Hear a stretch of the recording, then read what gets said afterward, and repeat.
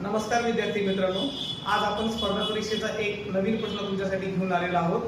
तर प्रश्न असा आहे, एक भाविक मंदिराच्या पायऱ्या चढताना पायऱ्यांच्या संख्ये एवढे फुले पायरीवर ठेवतो। जर मंदिराला एकूण 39 पायऱ्या असतील तर एकूण फुलांची संख्या किती? हा प्रश्न स्पर्धा परीक्षेला भरपूर वेळा विचारला जातो। तर पहा मुलांनो, हा प्रश्न कशा प्रकारे आपल्याला सोडवायचा आहे। तर अगोदर काय करायचं आहे, मंदिराच्या पायऱ्यांची संख्या दिलेली आहे तुम्हाला 39, ती आपण घेतली।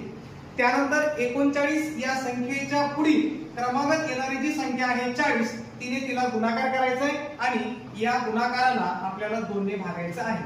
तर पहा मुलांनो, मग 2 ने आपण भाग देऊया। बे 1 बे, बे 2 4 आणि वरचा एक 0। मग आता 39 आणि 20 या दोन संख्यांचा गुणाकार आपल्याला करायचा आहे। त्याच्यामध्ये जर 0 अगोदर आलेला असेल तर गुणाकारामध्ये तो देऊन टाका।